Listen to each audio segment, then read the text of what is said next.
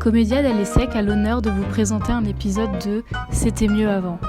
Il s'agit de l'enregistrement d'une conférence que donne un ancien ou une ancienne membre de Comédia pour l'association et qui présente un parcours post-ESSEC atypique, le plus souvent versé dans le monde du théâtre et de la culture.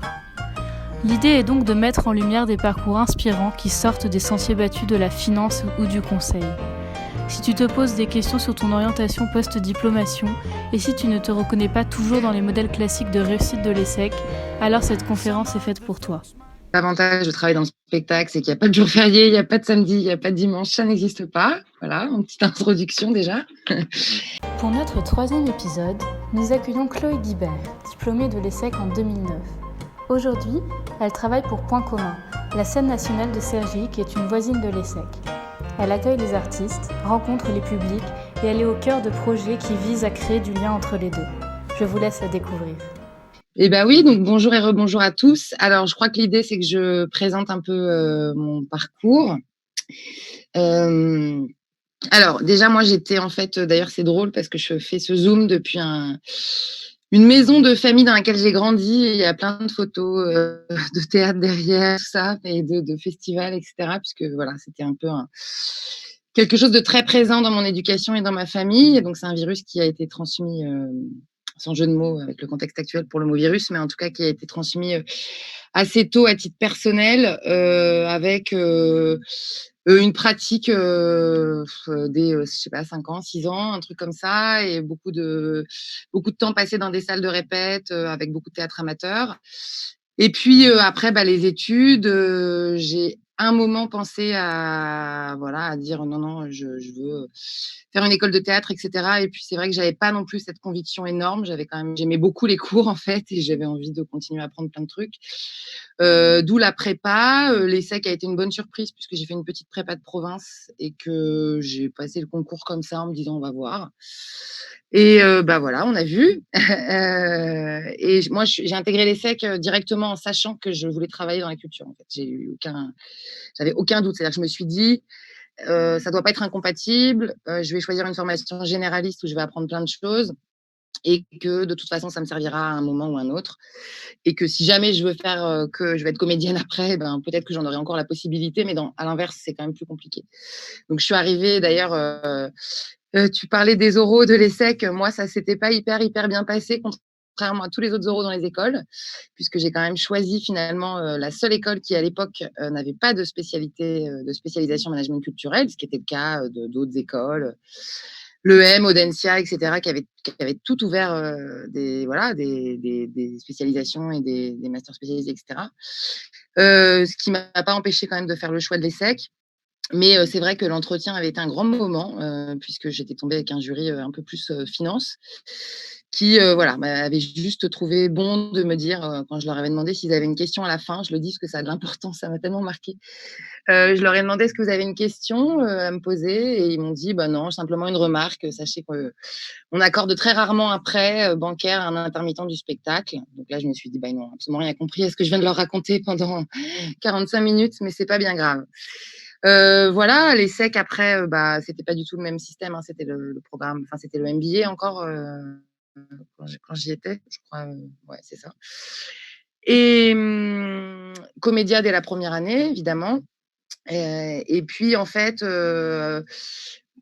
je n'ai fait aucun stage d'autre secteur que la culture, donc c'est assez bizarre de parler, mon parcours était que dans la culture. En fait, j'ai fait un premier stage à la fin de l'API, à l'Opéra-Comique, au Théâtre national de l'Opéra-Comique, au sein du service presse, donc sur la dernière saison de Jérôme Savary, qui a été, en plus, c'était super pour moi parce que j'avais découvert ces spectacles par mes parents quand j'étais petite, et du coup, c'est un grand plaisir de l'accompagner sur sa dernière saison.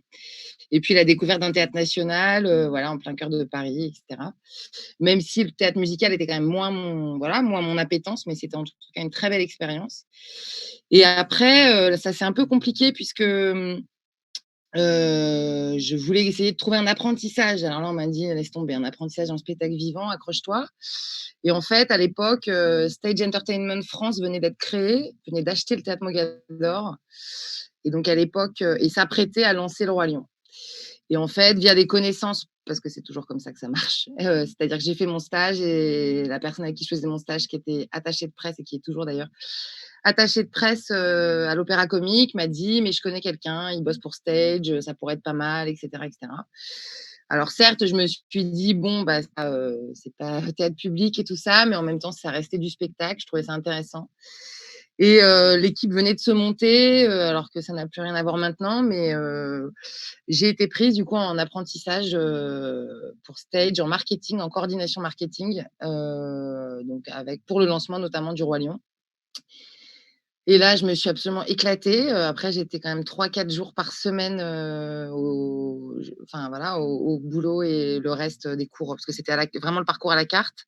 Je sais plus trop où ça en est maintenant, mais toujours à Comédia avec, en 2e année, j'étais présidente, donc pas mal de choses en même temps, mais en même temps, c'est voilà, ça m'a convaincue vraiment que je voulais avancer, dans le secteur, que c'était pas si incompatible, que ce que j'apprenais à l'ESSEC et en fait pouvait me servir aussi, dans voilà, dans mon métier évidemment et que les 2 choses se répondaient plutôt bien.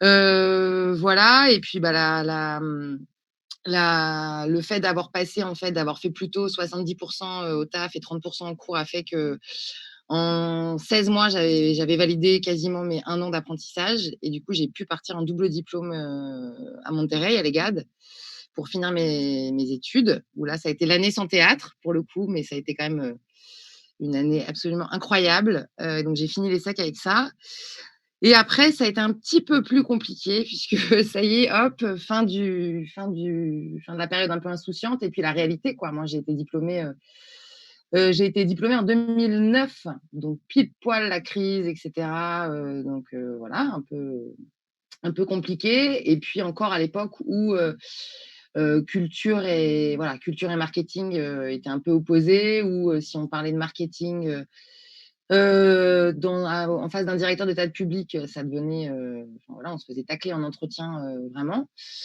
Donc bref, j'ai retravaillé pour Stage, là sur un poste complètement différent, c'était vraiment histoire de voilà, de faire quelque chose et d'avancer, sur un poste de responsable de salle aux Folies Bergères et à Mogador.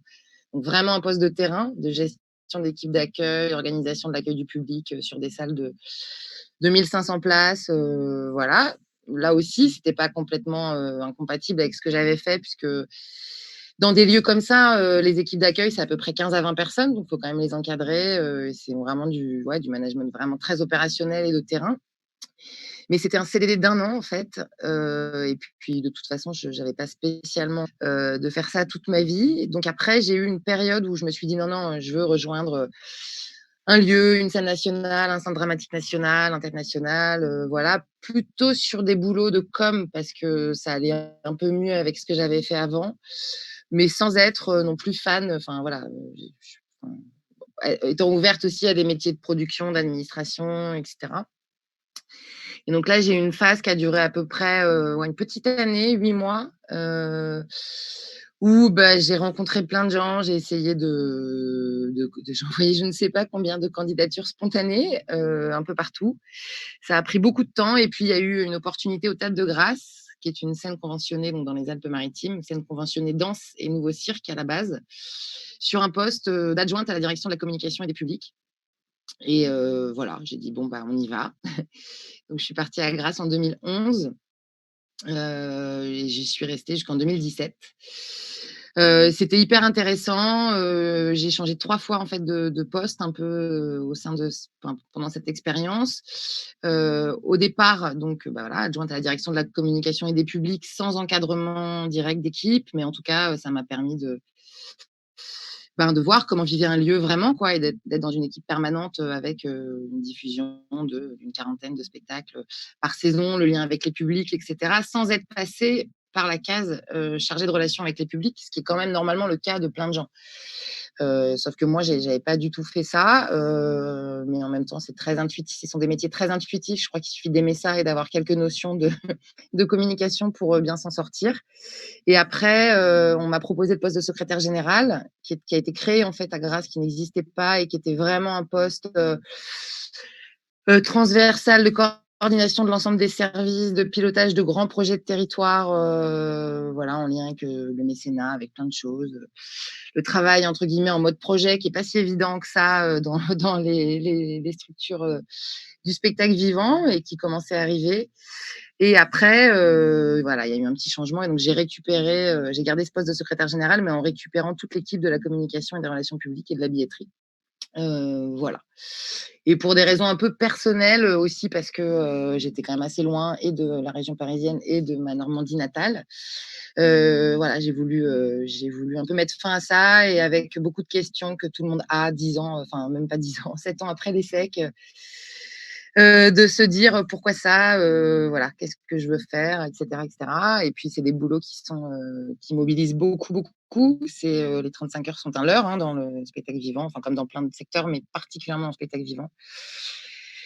Et donc là, j'ai, à la base, voulu faire un petit break, mais voilà, chasser le naturel, il revient au galop. Donc en fait, 2 mois après, j'ai ouvert un statut de micro-entreprise pour être plutôt dans l'accompagnement de compagnie. Donc j'ai travaillé, sur la com et la diff pour une compagnie, dans le off. Ce qui a été très, très dur. C'est horrible en fait. Je plains, tout le temps de les gens qui font ça. C'est vraiment très, très dur comme travail, surtout à Avignon, même si on est tous bien tristes de ne pas pouvoir y aller cette année. Et puis en même temps, voilà, on a travaillé pour la scène musicale, avec une amie qui avait, ouvert un statut. Et donc on envisageait en fait à terme de créer, une structure, mais en attendant, on était sur un double statut, de micro-entreprise. Et donc sur la scène musicale, on a travaillé sur la refonte du site, sur des choses comme ça. Et après, j'ai travaillé avec une compagnie aussi en administration, en production, là pendant 8 mois. Et puis, voilà, j'étais persuadée de ne pas, vouloir exactement le même type de poste que j'avais à Grasse. Et en fait, il y a eu, voilà, une opportunité, il y a eu cette offre à Cergy. Et je recevais quand même encore les alertes. Le projet m'a beaucoup intéressée, un changement de direction, nouveau projet.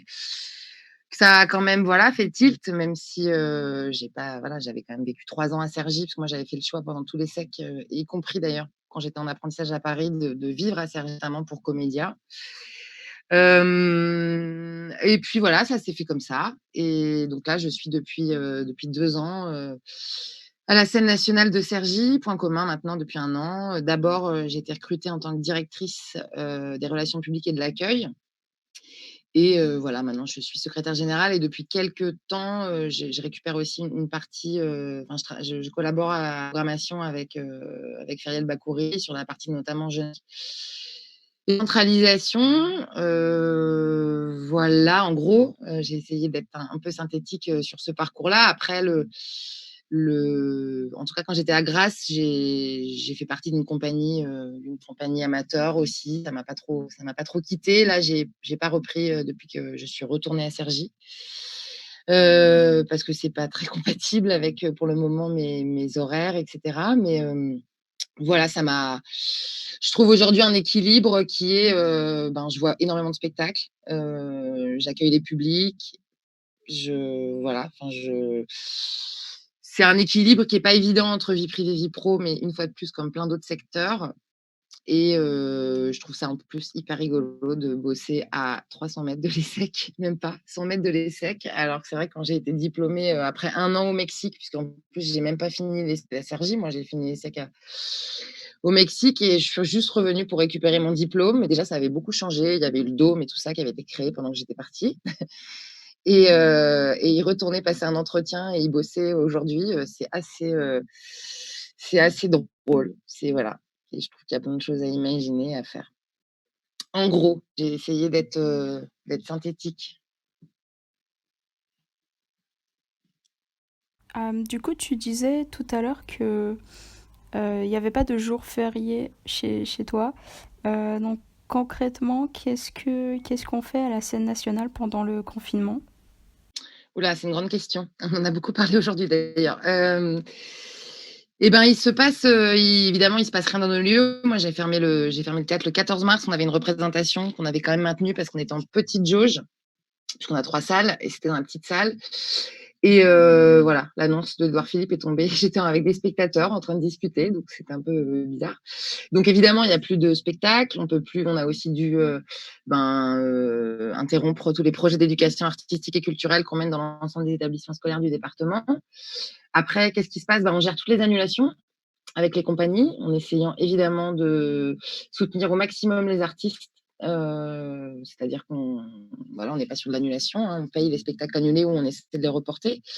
Donc ça prend beaucoup de temps. On essaie de maintenir le lien avec nos publics, donc évidemment beaucoup en numérique, alors qu'on sait que même si on essaie de renouveler beaucoup les publics, il y a quand même une partie de nos publics qui sont voilà, des seniors et qui sont pas tous sur Facebook et sur Instagram, loin de là. Et que c'est pas pareil en fait quand on est basé sur une relation publique qui est de l'ordre vraiment de visu, c'est pas toujours évident, mais ça nous prend aussi beaucoup de temps. Surtout tout le monde s'est emballé un peu sur les captations et voilà, plein d'autres choses et qu'on n'est pas forcément parti là-dessus en ce qui nous concerne.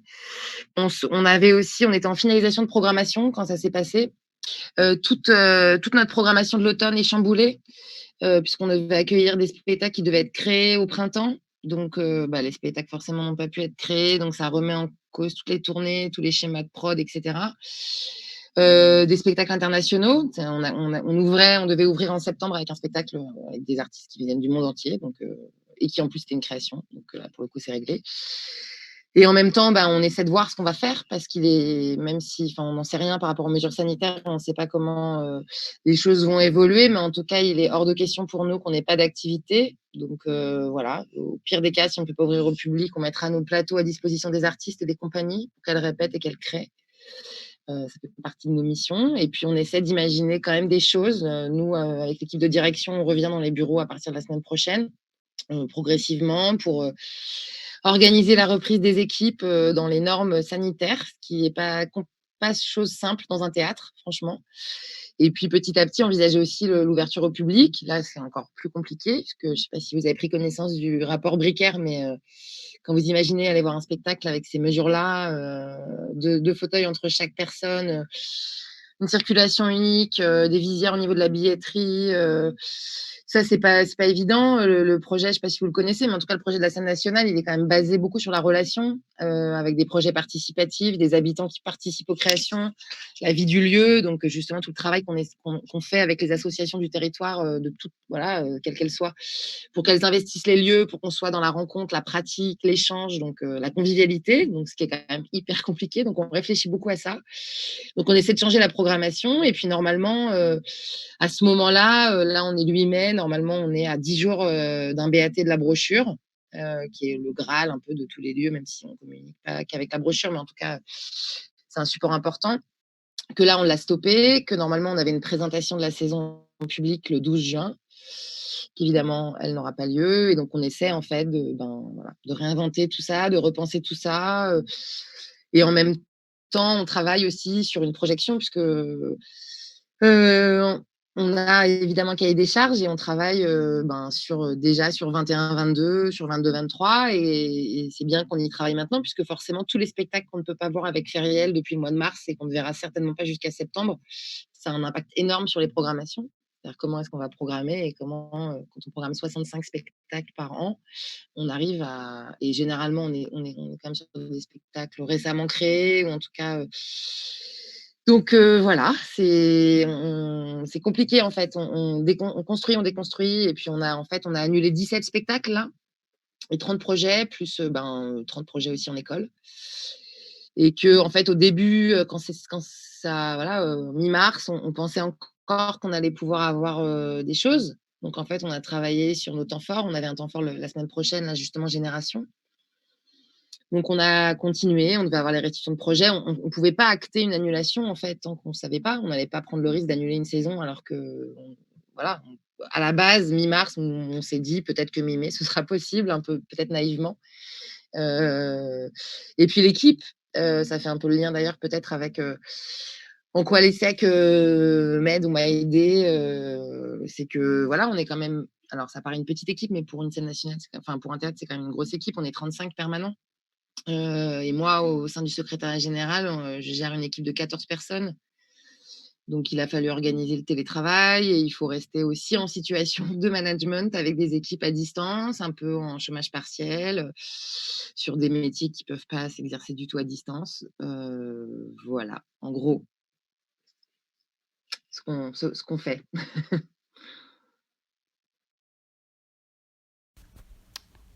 Est-ce qu'il y a des artistes aujourd'hui qui présentent un peu des solutions innovantes pour s'adapter au confinement en utilisant, je sais pas, la nouvelle technologie par exemple ou ce genre de choses? Oui, elles sont beaucoup d'inventer et de réinventer, hein, avant même d'ailleurs l'annonce de cette semaine. Je crois qu'elles n'avaient pas besoin de ça pour savoir qu'on doit réinventer les choses. Après, nous, on est en train de réfléchir avec eux. C'est-à-dire, par exemple, les spectacles qu'on devait accueillir à l'automne, français du coup, puisque malheureusement les internationaux, on ne peut pas envisager de les accueillir. On leur dit, bah, comment tu imagines ton spectacle et ta créa par rapport aux gestes barrières? Est-ce que c'est compatible ou pas? Si c'est pas compatible, est-ce que tu as une petite forme? Comment tu imagines les choses pour être là, pour être sur le territoire, pour rencontrer les publics avec une autre forme? On a dans le projet à point commun, il y a quand même une partie d'espace public, par exemple, et toute une logique sur l'art et le paysage. Donc, est-ce qu'il n'y a pas quelque chose à imaginer, même avant l'été, à Cergy Grand Centre, je sais pas, de la poésie en espace public. Enfin, il y a plein de choses à imaginer. Après, les artistes ont été assez créatifs, même s'ils ont été aussi très soucieux, hein, de leur avenir, et on peut le comprendre, franchement. Euh, il y a eu beaucoup de choses en digital et beaucoup sur les réseaux sociaux, avec je sais pas si vous suivez, mais il y a eu beaucoup, beaucoup de choses, aussi des lectures téléphoniques, artistes au téléphone, enfin pas mal de choses qui se sont lancées et qui ont évidemment du sens. Après, ont-elles du sens sur le long terme? C'est une autre question, mais en attendant, ça a répondu, je pense, à pas mal de besoins, puisque mine de rien, la culture, je crois, a occupé beaucoup de Français et autres, et d'ailleurs européens, et voilà, pendant ces temps de confinement, et ça a été beaucoup. On a beaucoup communiqué dessus, mais c'est vrai que sans apporter de réponse concrète au secteur, ce qui était un peu paradoxal.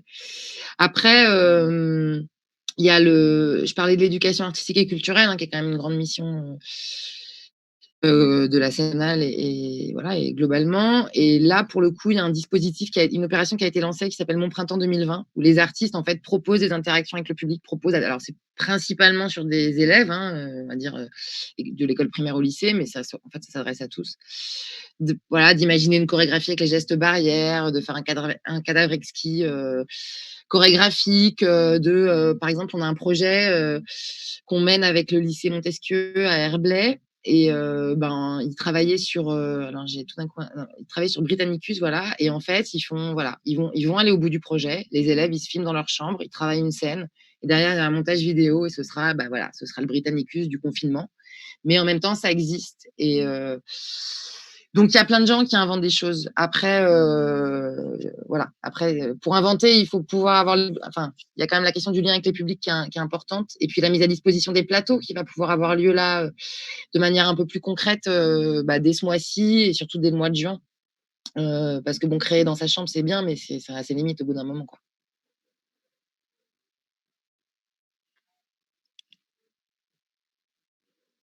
Moi, j'ai une question.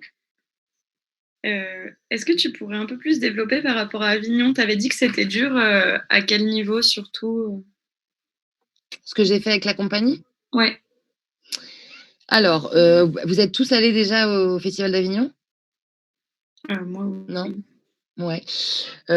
En fait, d'ailleurs, c'est drôle parce que si vous suivez un peu l'actualité, ils sont en train quand même, ils vont profiter, je pense, de ce qui se passe et de l'annulation pour repenser quand même les choses, et notamment le off, puisque c'est quand même deux choses très différentes. Moi, c'était pour une compagnie du off. Je sais pas comment dire. En tout cas, sur la partie communication et diffusion, c'est la guerre, quoi. C'est la guerre des compagnies, et c'est pas j'ai pas trouvé que c'était un très bon esprit. C'est-à-dire que j'ai quand même assisté à cette course pour mettre les affiches dans tous les sens, et avec quand même des compagnies qui déchirent les affiches des autres. Je veux dire, c'est quand même, Ouais, c'est dur. quand tu vois que tu as des compagnies, même pas forcément des compagnies pro, mais justement des compagnies amateurs qui ont envie de se faire plaisir et de faire Avignon, qui ont dépensé un fric fou pour leur com, pour faire les fly et les affiches et louer leur salle, et qu'en fait, les affiches, elles se font déchirer par des gens qui font aussi du théâtre. Déjà, j'ai trouvé ça un peu dingue. Après, moi, c'était une prod, c'était quand même une grosse prod. C'était dans un théâtre qui fait partie des théâtres, entre guillemets, de programmation. Donc, c'est pas de l'achat, c'est vraiment le directeur qui choisit les projets.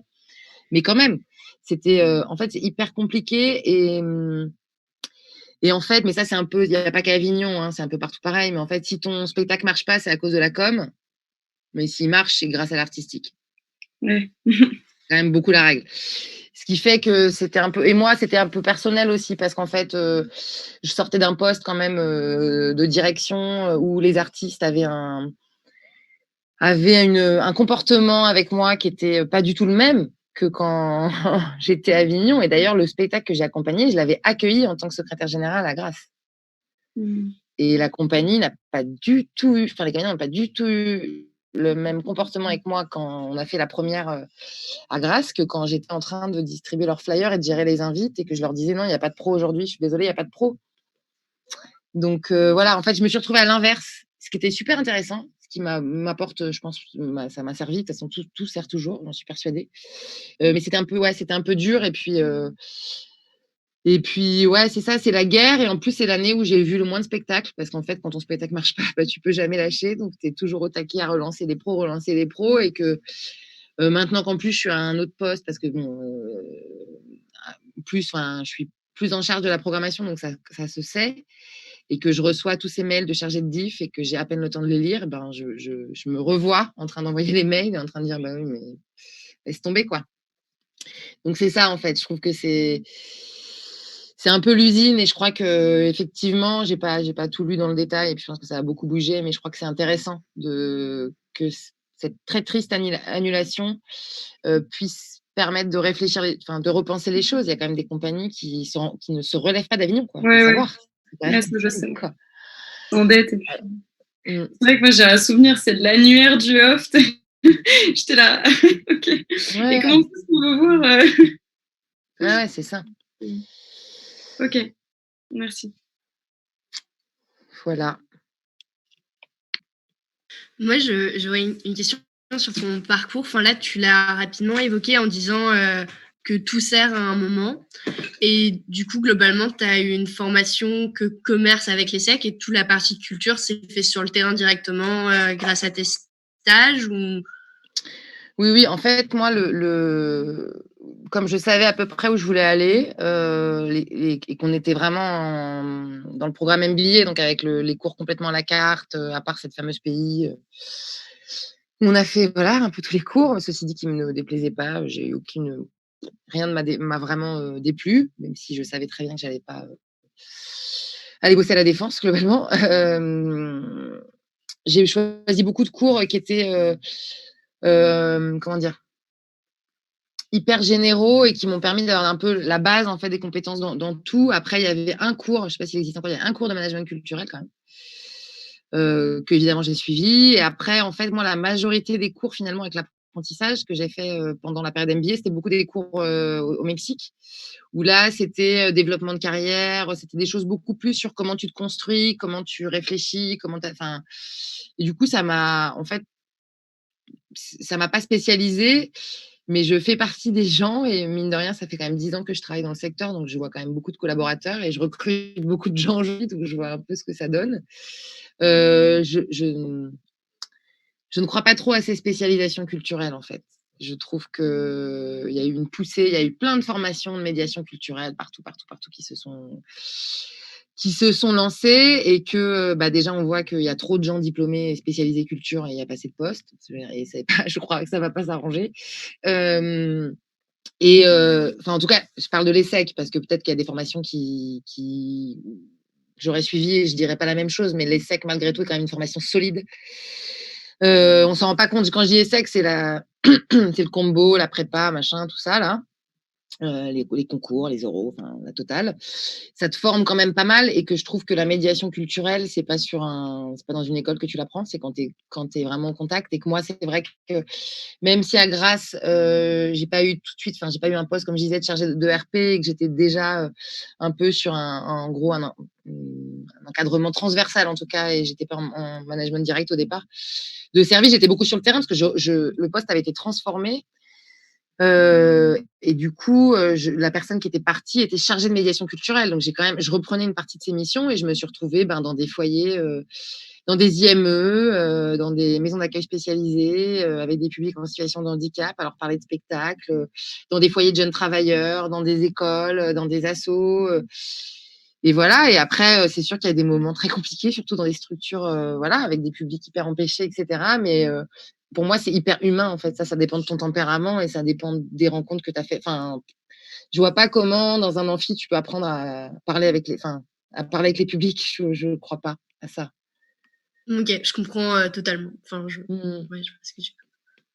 Après, il y a des gens que je connais qui travaillent avec moi, qui ont fait des formations spécialisées, c'est très bien et tant Et mieux. heureusement. Mais en tout cas, je ne regrette pas du tout de ne pas l'avoir fait. Ok. Tu disais tout à l'heure que c'était un métier où on se servait beaucoup du réseau. Est-ce que toi, tu t'es un peu servi du réseau ESSEC? Est-ce que t'as pu parler un peu avec des alumni ou est-ce que tu faisais des after-work de ESSEC alumni, etc. Tu as raison, c'est une super question parce qu'en fait, je ne l'ai pas assez fait au début et je m'en suis un peu mordu les doigts. Et pour tout dire, ça fait en fait pas très longtemps que je suis.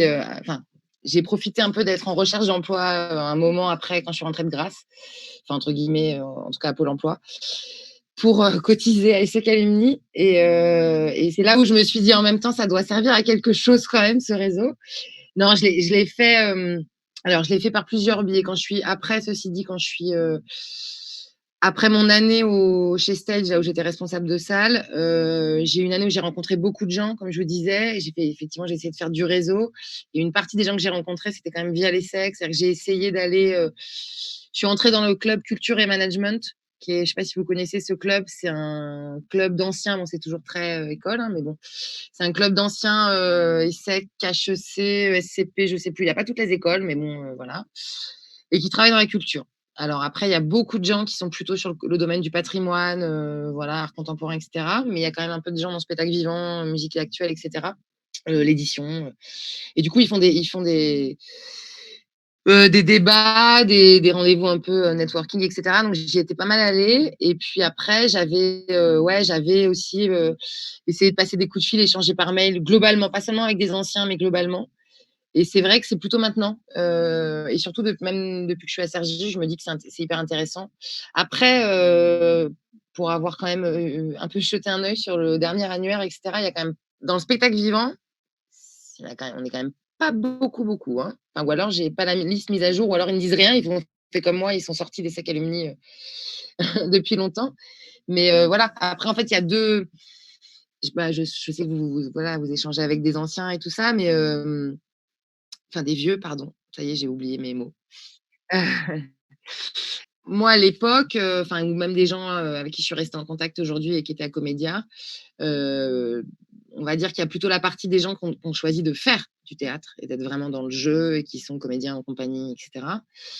Ou qui gardent ça à côté, etc. Après, en tout cas, moi, dans le réseau, entre guillemets, scène nationale, CDN et tout ça, j'en connais pas énormément, mais je sais qu'il y en a, mais je crois qu'on n'est pas non plus des centaines, hein.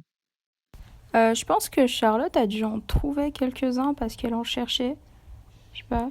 Ouais, moi j'avais regardé un peu dans la section art de l'annuaire alumni, mais c'est vrai que j'en ai pas beaucoup trouvé dans les arts vivants. Bah, il y avait Julien Julien Dayer Dayer, qu'on c'est a ça. reçu au premier épisode. Il y avait toi, il y en avait peut-être d'autres dont j'ai oublié le nom, mais c'était vraiment pas beaucoup. Ouais. Oui, du coup, tu disais dans la description de ton parcours que tu avais décidé de faire l'ESSEC avant de te lancer dans l'aventure d'être comédienne comme ça, en te disant que c'était plus simple de faire ça dans ce sens-là. Est-ce que maintenant que tu as fait l'ESSEC, tu envisages parfois de devenir comédienne ou est-ce que c'est quelque chose auquel tu penses plus du tout? Non, c'est vrai que j'y pense plus. Puis je sais pas si c'est vraiment le moment d'y penser là, franchement. Mais non, c'est une bonne question. J'ai perdu en fait, pas depuis très longtemps, mais en tout cas, on va dire que ça fait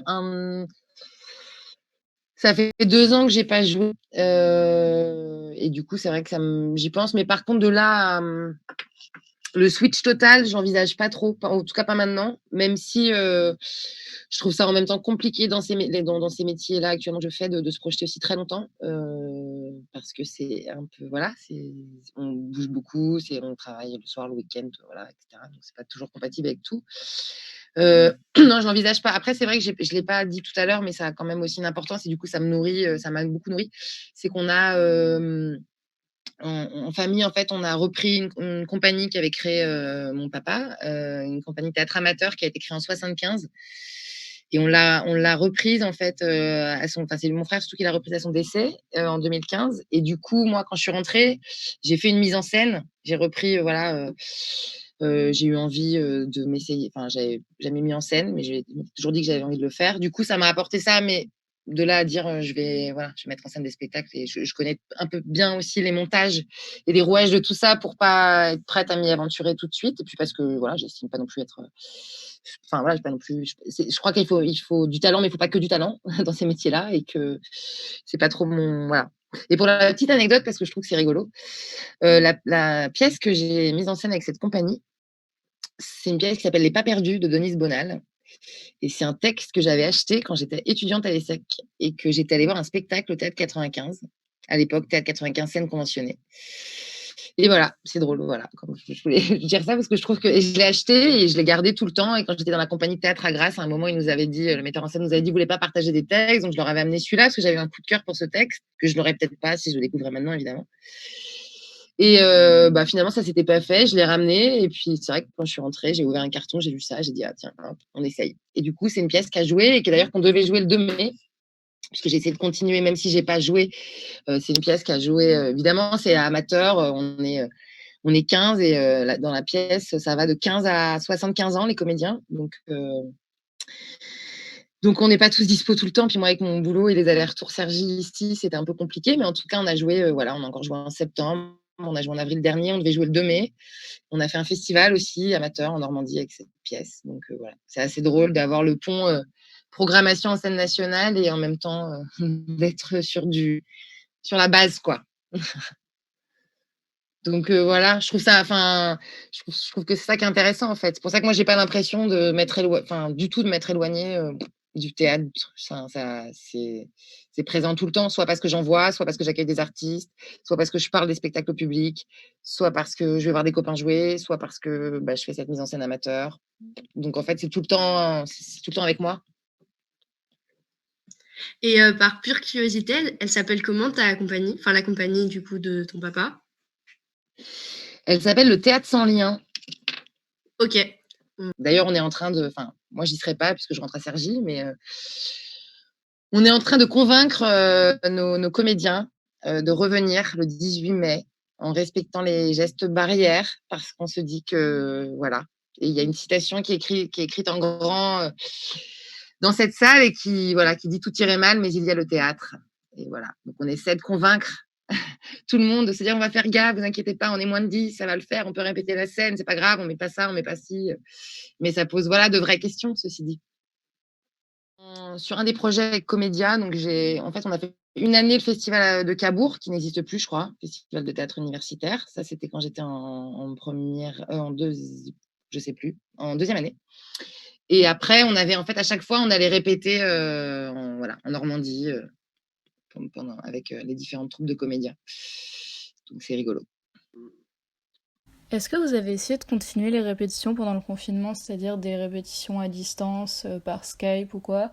Ou est-ce que vous considérez que c'est trop difficile de maintenir les répétitions si elles ne sont pas en présentiel? Ah ouais, oui, c'est une bonne question.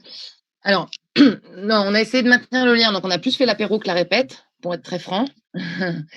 Parce que c'est très important dans les répètes, l'apéro, de toute façon. Donc, voilà.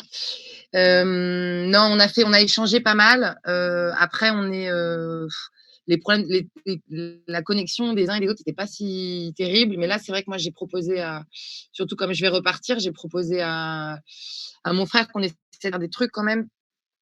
Alors, la répète, c'est un peu compliqué, je trouve. Enfin, sauf sur de l'italienne ou des textes comme ça, c'est quand même pas évident. Mais en tout cas, justement, d'inventer des choses, d'adapter des exercices, des trucs un peu sympas. Et moi, non, je leur ai juste fait pour essayer de rebooster un peu tout le monde des exercices un peu basiques qu'on fait, que j'aime bien faire avec eux en visio. Mais on n'a pas encore fait vraiment de répète. Et vous, du coup, vous le faites ou pas? Bah, nous, on fait des répètes très souvent. On essaie d'en faire au moins 1-2 par semaine dernièrement. Mais au début, on en faisait 4-5 par semaine de 2 heures. Donc, c'était assez intense niveau cerveau parce que regarder l'écran pendant 10 heures, c'est hyper fatigant. Ça rajoute en plus des visioconférences qu'on avait déjà. Mais je suis d'accord qu'en effet, c'est un peu compliqué de faire beaucoup de choses. Après, nous, on avait la chance d'avoir assez bien avancé et qu'on avait déjà un peu beaucoup. En fait, on avait beaucoup de la scénographie, beaucoup de tout ce qui était les répètes du ton, etc. En fait, on avait bien avancé sur beaucoup de choses, donc ça permettait que, en répétant, on pouvait continuer à mettre en scène de loin en leur disant bouge un peu plus comme ça, même si bon, je suis d'accord que c'est pas tout à fait là, et du coup on finit par faire notamment du texte, oui, où ça permet quelque part d'aller bien en détail sur le texte. Il y a des choses qu'on arrive à mieux voir, pas forcément, oui, mieux voir quelque part, parce que justement on doit se concentrer que sur la voix, ou bien sur juste les émotions faciales, le visage, les mains, etc. Et du coup, on continue, mais c'est sûr que c'est toujours compliqué de faire des répétitions aussi efficaces qu'en présentiel, quoi. Ouais. L'idée, c'est juste de pouvoir jouer une fois avec le costume, toute la pièce, se sentir comme quoi on a fait un truc qui était bien et pas juste un filage où on a raté des répliques, où on a sauté 3 pages, et avoir peut-être de 3 à 10 personnes dans le public, quoi. Mais pour l'instant, ça s'affiche plutôt bien, dans le sens où a priori on va pouvoir jouer et que vu qu'on a quand même gardé un bon rythme de répète et qu'on a continué, que ça permet de garder le niveau, que ce soit juste pour le texte, c'est-à-dire qu'il y a des gens dans notre troupe où on leur fait répéter et d'un coup après un bout de temps ils oublient leur texte et c'est sûr que sans répète c'est un peu compliqué. Ça, ce sera tout le temps, hein. Si tu fais ça toute ta vie, ce sera tout le temps. Et moi, j'avais une question assez large pour Chloé, parce que alors cette année, on a dû annuler le festival, évidemment, parce que c'était pas jouable. Mais justement, toi, tu as organisé le premier festival avec toutes les pièces de Comédia d'un coup au même endroit en une semaine. Exactement. Pour le centenaire. Ouais, et je suis sûre que quand ma mère regarde tout, c'est dommage, j'ai pas préparé ça, mais j'ai même encore le flyer. Ouais. Mais c'était dur, enfin c'était genre comment ça s'est comme ça se faisait, comme ça s'était jamais fait avant dans Comédia. Parce que nous on a des générations de responsables festival et de festival derrière. Enfin si on avait plein d'expériences derrière nous comme ça. Vous aviez rien dans l'histoire. Enfin, à quel point c'était difficile pour vous de lancer un projet? Est-ce que vous saviez que ça allait se refaire chaque année? Est-ce que c'était dans vos plans ou est-ce que vous disiez c'est juste pour les 100 ans des sectes? Enfin, c'est ça que je me demande. Alors, c'est malheureusement un petit peu vieux maintenant, mais donc j'en ai pas un souvenir hyper précis. En fait, j'étais en hyperactivité parce que du coup j'étais en apprentissage, le lancement du Roi Lion, le festival, la totale, la presse, voilà. Donc forcément, quand on fait tout en même temps, on se rappelle pas des choses hyper clairement. Non, il y avait pas d'historique. Nous, on est reparti. Je crois que c'est ce qu'on s'était dit un peu quand vous êtes venu au théâtre la dernière fois. On est reparti, on a galéré pour retrouver. Enfin, il n'y avait pas justement de livre blanc, il n'y avait rien du tout. On est un peu parti entre guillemets à zéro. On a récupéré les statuts, on les a modifiés, ou pas les statuts, mais je sais plus ce qu'on a changé. On a changé pas mal de trucs. Et effectivement. Moi, je trouvais que ça manquait en fait, c'est-à-dire que les pièces, elles jouaient, voilà, chaque troupe avait sa pièce en GA et basta et machin. Et que voilà, en fait, je sais plus comment c'est venu, mais c'était une proposition du bureau à la base, quoi. Avant ça faisait partie de ce qui m'a motivée à dire j'aimerais bien être presse de l'asso, c'est ça. C'est de dire qu'est-ce qu'on en fait, d'avoir ce projet-là. Et après, c'est vrai qu'on avait été pas mal aidés. Parce que moi, j'avais quand même, mine de rien, même si j'étais pas du tout dans le même délire avec Stage et le Roi Lion, mais j'avais quand même pas mal de contacts, donc sur la com, sur tout ça, sur enfin, bon, c'était un peu plus facile. On avait justement appelé pas mal de vieux à l'époque, et je me souviens d'ailleurs d'un échange qui était un peu dingue. Alors, c'était pas un vieux de l'ESSEC pour le coup, mais avec Guillaume Gallienne, qui à l'époque n'était pas du tout connu comme ça, qui avait fait du théâtre avec une des filles avec qui je travaillais à l'Opéra. Enfin, j'avais travaillé à l'Opéra Comique, et qui d'ailleurs a fait une mise en scène à l'ESSEC après. Donc voilà, mais on n'avait même pas de responsable festival, nous, hein. On était un bureau classique et on a tout géré beaucoup. On était beaucoup en binôme d'ailleurs sur le festival. J'étais beaucoup avec la vice-prèse. Mais voilà, on était. Ça a été on va dire que ça a été le projet un peu phare de notre année de bureau à nous, quoi. Est-ce que la scène nationale a pu faire des projets avec l'ESSEC, du coup, parce que, de par la proximité? Oui. Oui. Alors, qu'est-ce qu'on a fait avec l'ESSEC? Moi, on a eu 2 rendez-vous avec la direction générale, avec Feriel, pour voir justement, voilà, les projets de structure, comment on pouvait travailler ensemble. On a beaucoup bossé avec le département langues et culture, et Michael, là. C'est-à-dire qu'en fait, on a tous les profs de langues et culture qui sont venus faire une journée, 2 fois l'année dernière, et cette année, c'était encore mieux, une journée vraiment d'atelier avec les souffleurs commando poétiques. Voilà, qui ont été toute une journée en salle arène, Total 95. Et on a fait des missions Wanderlust depuis 2 ans, qui ont un peu plus marché cet automne que la première fois. Et après, on a travaillé avec pour la Welcome Week l'année dernière. Et on travaille aussi avec le Centre Égalité des chances. Et du coup, on a avec le programme, le programme phare surtout, avec les jeunes en situation de handicap, qui ont fait tout un stage en février, là, avec la clôture à l'ESSEC, mais les répétitions étaient chez nous. Donc ouais, on essaye beaucoup. Moi, ça me paraît essentiel dans la mesure où on est voisins, et où moi, en tout cas, je sais pas comment vous fonctionnez, mais moi, j'aurais adoré, en fait. J'aurais adoré avoir une scène nationale avec un projet comme ça quand j'étais à l'ESSEC. Alors, je sais pas quand est-ce que j'y serais allée, parce que entre justement les répètes, les soirées d'assaut, etc., c'est un peu compliqué. Mais je trouve que c'est une chance, et pour la scène nationale d'avoir l'ESSEC à côté, et pour l'ESSEC d'avoir une scène nationale à côté, quoi. C'est incroyable. Donc on essaye. Est-ce que du coup, vous êtes arrivé à faire des partenariats avec les autres établissements de Cergy, l'université de Cergy-Pontoise ou les autres écoles d'ingé qui sont là? Ou c'est vraiment juste avec l'ESSEC parce que c'est à côté et parce que tu connais assez bien comment ça fonctionne? Non, on essaye beaucoup. D'ailleurs, là, l'année prochaine, si tout va bien, on a aussi un projet avec l'EBI, qui est à Saint-Christophe, l'école de biologie industrielle, composée à 80% de femmes dans les étudiantes. C'est énorme. Oui, on travaille avec l'université aussi. C'est un peu plus compliqué. C'est un peu, parfois un peu moins efficace. Ça dépend. Avec les associations, c'est plus dur. Par contre, on travaille en fait avec le master développement culturel et valorisation des patrimoines, et on co-construit des séminaires qui réunissent artistes et chercheurs dans le cadre d'Arrêt Humanité, du temps fort Arrêt Humanité qu'on a arrêté au bout de 2 jours cette année. Donc oui, on essaye, et on essaie aussi beaucoup de développer des choses avec l'école d'art, avec des performances peut-être d'élèves dans nos murs, avec des artistes qui interviennent à l'école, voilà.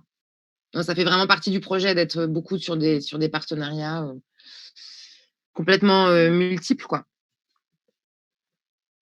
Et on aimerait bien aussi d'ailleurs faire un spectacle. On avait proposé à la c'est un projet quand même qu'on a évoqué avec le secrétaire général et le directeur le chargé de mission je ne sais plus, du campus 2020, de proposer un spectacle dans l'ESSEC. Ce qui permettrait aussi une ouverture du lieu, parce que je crois que c'est un vrai choix de la direction que ce soit un lieu ouvert, et ça a été conçu comme ça à la base, que ce soit un lieu où on passe, etc. Avant Vigipirate et ces gens qui te demandent ta carte d'identité quand tu entres. Et du coup, pour nous, ce serait super de faire venir des publics à l'ESSEC. Ça permettrait à l'ESSEC d'apparaître comme un lieu ouvert. En même temps, ce serait une vraie rencontre aussi au niveau des publics entre les étudiants et les Cergissois et tout ça. Donc, c'est dans les projets, mais on verra si on arrive à le mener. Et puis en plus, alors ce qui est assez dingue, en tout cas en termes de fréquentation, c'est que généralement les gens qui font du théâtre ne fréquentent pas les lieux, ne vont pas voir du théâtre. Il y a toujours une vraie... et même les pros, enfin pas tous les pros, mais il y a des pros qui jouent, mais qui ne vont pas voir de théâtre. C'est comme ça. Mais c'est dommage. Moi, je pense qu'il faut absolument voir des choses à fond. C'est inspirant, ça permet aussi de se déplacer, de ne pas rester toujours dans les mêmes choses. On est assez spécialiste dans le secteur pour ne jamais avoir le même nom de poste pour des choses soit similaires, ou alors un même intitulé de poste ne signifie pas les mêmes missions. Donc en fait, il faut toujours te concentrer vers les missions et ne jamais fermer la porte parce que tu vas avoir un mot qui te plaît pas dans l'intitulé de poste. Il faut toujours creuser et surtout voir par rapport à la structure. C'est hyper important parce qu'en fait, si tu es chargé d'administration en compagnie et chargé d'administration dans une scène nationale, tu vas pas du tout faire la même chose. Et ça raconte pas non plus la même chose dans ton parcours, dans ton évolution. Même si ça m'a beaucoup interrogée, ça a beaucoup interrogé mon entourage de dire, dis donc, t'as fait l'ESSEC pour faire ça au début. En fait, voilà, je reste persuadée que c'est quand même une bonne formation, qu'on fait des belles rencontres, que la vie associative, elle est hyper importante et qu'elle apprend plein de choses aussi. Et que en tout cas, donc j'ai l'impression que c'est pas trop la majorité, mais en tout cas, si certains d'entre vous ont envie d'avancer en tout cas dans le secteur culturel et pas forcément sur des fonctions artistiques, mais sur peut-être d'autres fonctions, il y a tout à fait une place, quoi. Enfin, je veux dire, on sent que les structures, elles bougent là-dessus et qu'elles se rendent compte qu'elles ont besoin aussi de gens qui ont la capacité d'analyse, de synthèse, de management, etc. Et que ça, on n'a pas l'impression qu'on l'apprend à l'ESSEC. Et puis, en fait, quand on se retrouve en situation, on a l'impression qu'en fait, on se dit, ah oui, en fait, ça a servi à ça. Je ne me suis pas rendu compte à l'époque, mais ça avait une utilité. Et même pour les artistes, c'est hyper important parce que il y a quand même, moi, j'ai travaillé pour une compagnie et j'en côtoie quand même beaucoup. Et que avec tout ce qui se passe et tous les dossiers, toutes les demandes de financement, tous les montages de prod, etc., quand tu as déjà ça, quand tu maîtrises tout ça, c'est quand même pas mal. Voilà.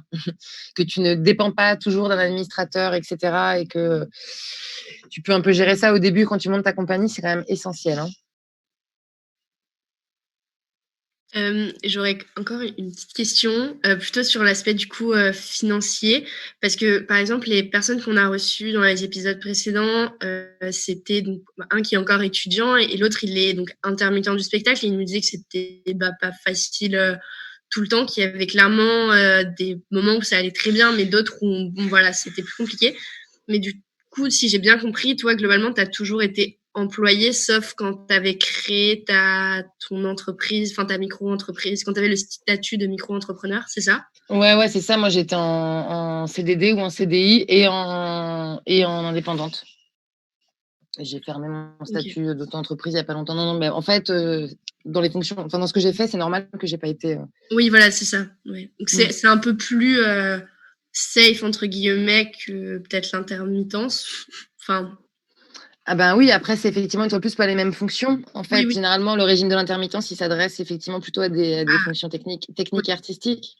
Donc, en effet, mais je connais très bien pour être personnellement avec un régisseur lumière qui est intermittent. Donc, je connais très, très bien le fonctionnement de tout ça. Mais je crois vraiment qu'il faut se dire, je ne sais pas une fois de plus comment il est qu'aujourd'hui, mais il faut se dire que l'école laisse la possibilité à ça, mine de rien. Je ne sais pas s'il y a encore le tutorat. Il n'y a pas quelqu'un, vous n'avez pas un tuteur?